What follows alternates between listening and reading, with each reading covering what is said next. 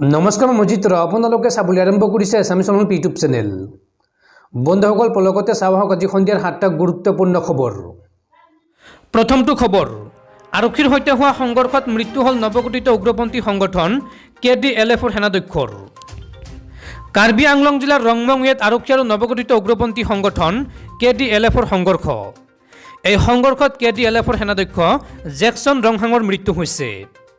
নিহত ৰংহাঙৰ পৰা আৰক্ষীয়ে উদ্ধাৰ কৰিছে এটা পিস্তল আৰু গুলী। জেকসন ৰংহাঙে যোৱা 10 ডিচেম্বৰত চন্দন দে নামৰ এগৰাকী পকা মিস্ত্ৰীক অপহৰণ কৰিছিল। মিস্ত্ৰীজনক অপহৰণ কৰি ঠিকাদাৰৰ পৰা ধন দাবী কৰিছিল জেকসনে। অপহৃত মিস্ত্ৰীগৰাকীক 13 ডিচেম্বৰত উদ্ধাৰ কৰিছিল আৰক্ষীয়ে। পৰৱৰ্তী খবৰ কোভিডৰ নতুন ভেৰিয়েণ্টক লৈ ভাৰতত প্ৰথমটো কঠোৰ পদক্ষেপ গ্ৰহণ কৰিলে ভাৰত চৰকাৰে। 15 দিনৰ বাবে জাৰি কৰিলে 144 ধাৰা। অমিক্ৰণক লৈ ভাৰতত প্ৰথমটো কঠোৰ সিদ্ধান্ত ভাৰত চৰকাৰৰ।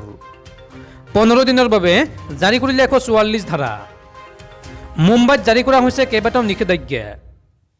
16 ডিচেম্বৰৰ পৰা 31 ডিচেম্বৰলৈকে বহু নীতি নিয়ম মানি চলাৰ নিৰ্দেশ দিয়া হৈছে। যিকোনো সামাজিক অনুষ্ঠানত 50 জনতকৈ অধিক লোক সমবেত হ'ব নোৱাৰিব। ৰাজহুৱা স্থানত 5 জনতকৈ অধিক লোক সমবেত হোৱাত নিষেধাজ্ঞা জাৰি কৰা হৈছে। সভা সমিতি আৰু সমদল উলিওৱাটো নিষেধাজ্ঞা জাৰি কৰিছে আৰক্ষীয়ে। কোভিডৰ এই নতুন ভেৰিয়েণ্টক লৈ চিন্তিত হৈ পৰিছে স্বাস্থ্য বিভাগ। ভাৰতত অমিক্ৰণ আক্ৰান্তৰ সংখ্যা 87 জনলৈকে বৃদ্ধি পাইছে আৰু বৰ্তমানলৈকে বিশ্বৰ 80খন দেশলৈ বিয়পি পৰিছে এই অমিক্ৰণ।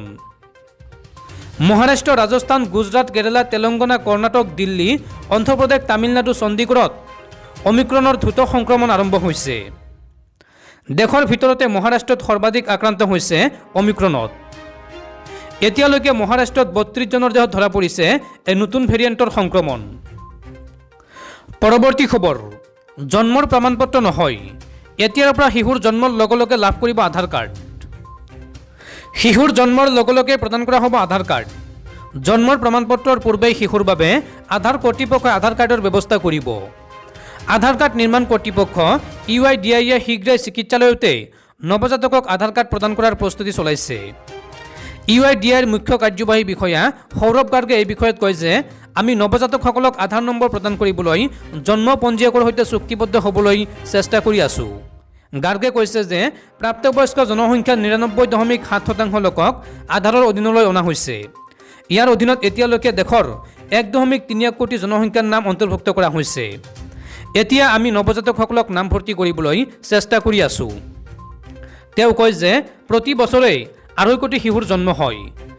আমি তেওঁলোকক আধাৰত নাম ভৰ্তি কৰাৰ প্ৰক্ৰিয়াত আছোঁ। শিশুটোৰ জন্মৰ সময়ত তেওঁলোকৰ ফটো ক্লিক কৰি আধাৰ কাৰ্ড জাৰি কৰা হ'ব। ইয়াৰ উপৰি তেওঁ কয় যে আমি 5 বছৰৰ তলৰ শিশুৰ বায়োমেট্ৰিক গ্ৰহণ নকৰোঁ, কিন্তু ইয়াক তেওঁৰ পিতৃ মাতৃৰ এজনৰ সৈতে সংযুক্ত কৰিম। শিশুৰ বায়োমেট্ৰিক 5 বছৰ বয়স অতিক্ৰম কৰাৰ পিছত লোৱা হ'ব।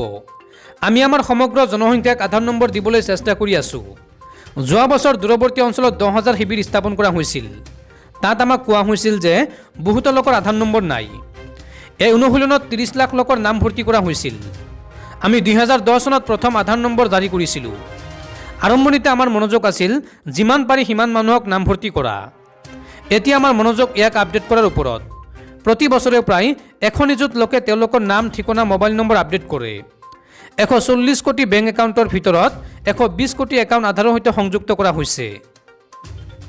বন্ধুসকল, তাৰপিছত 4 নম্বৰ খবৰটো জনোৱাৰ আগতে আপোনালৈ এটা সৰু ৰিকুৱেষ্ট, যদি এতিয়ালৈকে এইটো ভিডিঅ'ত লাইক কৰা নাই তেন্তে প্লিজ এটা লাইক কৰি দিয়ক আৰু এনেকুৱা ধৰণৰ নতুন নতুন ভিডিঅ' পাবলৈ চেনেলটো ছাবস্ক্ৰাইব কৰি কাষত থকা বেল আইকনটো প্ৰেছ কৰি ৰাখক। পৰৱৰ্তী খবৰ দক্ষ অসম আৰক্ষীয়ে বিচাৰি পোৱা নাই প্ৰবঞ্চক মৃত্যু পৱনক। গুৱাহাটী উচ্চ ন্যায়ালয়ত জামিন বিচাৰিলে প্ৰবঞ্চক নেওগে। দক্ষ অসম আৰক্ষীয়ে এতিয়াও বিচাৰি উলিয়াব পৰা নাই হাই প্ৰফাইল নেতাৰে সম্পৰ্কৰ জেট টানি প্ৰবঞ্চনাৰ জাল পেলোৱা মহাপ্ৰবঞ্চক মৃত্যু পৱন নেওগক। কিন্তু অসম আৰক্ষীয়ে বিচাৰি নোপোৱা প্ৰবঞ্চক মৃত্যু পৱনে সন্তৰ্পূৰ্ণ জামিন বিচাৰি আবেদন দাখিল কৰিছে গুৱাহাটী উচ্চ ন্যায়ালয়ত। জানিব পৰা মতে আজি তেওঁৰ জামিন আবেদনৰ শুনানি অনুষ্ঠিত হ'ব পাৰে। নগাঁৱৰ এক গোচৰৰ ভিত্তিত নগাঁও আৰক্ষীয়ে মৃত্যু পৱনৰ মহানগৰী কাহিলীপাৰাত থকা বাসগৃহত অভিযান চলাই পিস্তলকে ধৰি বহু আপত্তিজনক নথি পত্ৰ তথা সামগ্ৰী উদ্ধাৰ কৰিছিল। ইপিনে সাহসীয় বিজেপি দলৰ ক্ষমতাশালী নেতাৰ সৈতে ঘনিষ্ঠতা ৰখাৰ বাবেই প্ৰবঞ্চক মৃদু পৱনক আৰক্ষীয়ে গ্ৰেপ্তাৰ কৰিব পৰা নাই নেকি, তাক লৈও প্ৰশ্নৰ অৱতাৰণা হৈছে। মৃদু পৱনৰ প্ৰবঞ্চনাৰ বৃহৎ ৰহস্য ফাদিল হোৱাৰ পাছতেই ৰহস্যজনকভাৱে প্ৰবঞ্চকগৰাকী অন্তৰ্ধান হৈ পৰে। বহু সফল অভিযানৰ নেতৃত্ব দিয়াৰ কৃতিত্ব দাবী কৰি অহা নগাঁও জিলাৰ আৰক্ষী অধীক্ষক আনন্দ মিশ্ৰেও মৃদু পৱনৰ সন্ধান উলিওৱাত ব্যৰ্থ হৈছে। পিছে সন্ধানহীন প্ৰবঞ্চক মৃদু পৱনে আৰক্ষীৰ অলক্ষিতে উচ্চ ন্যায়ালয়ত জামিন বিচাৰি আবেদন কৰাৰ পাছতে দক্ষ অসম আৰক্ষীয়ে প্ৰবঞ্চকগৰাকীৰ সন্ধান উলিয়াব বুলি আশা ব্যক্ত কৰিছে সচেতন মহলে। পৰৱৰ্তী খবৰ, ভোটাৰ কাৰ্ড থাকিলেও আপুনি দিব নোৱাৰিব ভোট।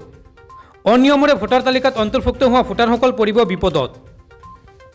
ভোটাৰ কাৰ্ড থাকিলেও আপুনি দিব নোৱাৰিব ভোট। অনিয়মৰে ভোটাৰ তালিকাত অন্তৰ্ভুক্ত হোৱা ভোটাৰসকল পৰিব বিপদত। ভোটাৰ কাৰ্ডেৰে সংযুক্ত কৰিব লাগিব আধাৰ কাৰ্ড। কেন্দ্ৰীয় কেবিনেটে এই সিদ্ধান্তত অনুমোদন জনাইছে। শীঘ্ৰে এই সন্দৰ্ভত প্ৰস্তুত কৰা হ'ব বিধেয়ক। ভোটাৰ কাৰ্ডেৰে আধাৰ কাৰ্ড সংযুক্ত কৰাত অনুমোদন জনালে কেন্দ্ৰীয় চৰকাৰে। বুধবাৰৰ কেবিনেটত অনুমোদন জনোৱা হয় এই বিধেয়কত। মোদী চৰকাৰে ইয়াৰ বাবে আনিব বিধেয়ক। বিধেয়ক গৃহীত হোৱাৰ পিছতেই ভোটাৰ কাৰ্ড আধাৰ কাৰ্ডেৰে সংযুক্ত কৰিব লাগিব। এই বিধেয়কত আছে আৰু কেইবাটাও প্ৰস্তাৱ। 4বাৰকৈ ভোটাৰ তালিকাত নাম অন্তৰ্ভুক্তৰ বাবে সুযোগ পাব প্ৰতিগৰাকী নাগৰিকে। বছৰি 4বাৰকৈ ভোটাৰ তালিকাত অন্তৰ্ভুক্তিৰ সুযোগ দিয়া হ'ব। বৰ্তমান এই সুবিধা বছৰত মাত্ৰ এবাৰহে পাইছিল। এই বিধেয়ক গৃহীত হোৱাৰ পিছত বিপদত পৰিব ভুৱা ভোটাৰসকল। শীঘ্ৰেই সংসদত অনা হ'ব এই বিধেয়ক। পৰৱৰ্তী খবৰ, প্ৰধানমন্ত্ৰী নৰেন্দ্ৰ মোদীলৈ ভূটানৰ সৰ্বোচ্চ অসামৰিক সন্মান। প্ৰধানমন্ত্ৰী নৰেন্দ্ৰ মোদীক ভূটানৰ সৰ্বোচ্চ অসামৰিক সন্মান নগাদাক পেলগি খৰলো বঁটা প্ৰদান। শুকুৰবাৰে প্ৰধানমন্ত্ৰী নৰেন্দ্ৰ মোদীক ভূটানৰ সৰ্বোচ্চ অসামৰিক সন্মান নগাদাক পেলগি খৰলো বঁটা প্ৰদান কৰা হয়। দেশখনৰ ৰাষ্ট্ৰীয় দিৱসত প্ৰধানমন্ত্ৰীগৰাকীয়ে এই সন্মান লাভ কৰি যথেষ্ট আনন্দিত হৈছে বুলি প্ৰকাশ কৰিছে ভূটানৰ প্ৰধানমন্ত্ৰী লোটে শ্বেৰিঙে। ভূটানৰ প্ৰধানমন্ত্ৰীৰ কাৰ্যালয়ে টুইটাৰযোগে কয় যে প্ৰধানমন্ত্ৰী নৰেন্দ্ৰ মোদীক দেশৰ সৰ্বোচ্চ অসামৰিক সন্মানেৰে সন্মানিত কৰাৰ সিদ্ধান্তত আমি অত্যন্ত সুখী। লগতে ভাৰতৰ প্ৰধানমন্ত্ৰী নৰেন্দ্ৰ মোদীয়ে যোৱা কেইবাবছৰমানত ভূটানৰ সৈতে চৰ্তহীন বন্ধুত্ব গঢ়ি তুলিছে আৰু কৰোনা মহামাৰীৰ সময়তো যথেষ্ট সহায় কৰিছে বুলি টুইটযোগে প্ৰকাশ কৰিছে ভূটানৰ প্ৰধানমন্ত্ৰীয়ে। প্ৰধানমন্ত্ৰীগৰাকীক এই সন্মানৰ যোগ্য বুলি প্ৰকাশ কৰাৰ লগতে ভূটানৰ জনগণৰ হৈ অভিনন্দন জ্ঞাপন কৰে ভূটানৰ প্ৰধানমন্ত্ৰী লোটে শ্বেৰিঙে। উল্লেখযোগ্য যে নৰেন্দ্ৰ মোদীয়ে 2019 চনত দ্বিতীয়বাৰৰ বাবে প্ৰধানমন্ত্ৰী হোৱাৰ পিছত ভূটান ভ্ৰমণত গৈছিল আৰু এই ভ্ৰমণকালতে প্ৰধানমন্ত্ৰীয়ে দ্বিপাক্ষিক সম্পৰ্ক শক্তিশালী কৰিবলৈ দেশৰ শীৰ্ষ নেতৃত্বক সাক্ষাৎ কৰে। প্ৰধানমন্ত্ৰী নৰেন্দ্ৰ মোদীয়ে গ্ৰহণ কৰা পদক্ষেপৰ বাবেই বিগত কেইবছৰমানত ভাৰত আৰু ভূটানৰ মাজৰ সম্পৰ্ক ক্ৰমান্বয়ে শক্তিশালী হৈ আহিছে। পৰৱৰ্তী খবৰ, অসমত বৃদ্ধি পাই আছে কৰোনাত আক্ৰান্ত হোৱা আৰু মৃত্যু হোৱা লোকৰ সংখ্যা। অসমত বিগত 24 ঘণ্টাত নতুনকৈ পুনৰ 180 জন লোক আক্ৰান্ত হৈছে মহামাৰী কোভিড-19ত। অসমত পুনৰ 180 জন লোক কৰোনাত আক্ৰান্ত হৈছে। ইয়াৰে 83 জন লোক কামৰূপ মেট্ৰৰ, 21 জন ওদালগুৰিৰ, 9 জন গোলাঘাটৰ আৰু 9 জন কামৰূপ গ্ৰাম্যৰ। এতিয়াও ৰাজ্যত কৰোনাত আক্ৰান্ত হৈ চিকিৎসাধীন হৈ আছে 1099 জন। ৰাজ্যত বৃহস্পতিবাৰৰ দিনটোত সুস্থ হয় 151 জন। ইফালে উক্ত দিনটোত ৰাজ্যত কৰোনাত আক্ৰান্ত হৈ মৃত্যু হৈছে 4 জন লোকৰ।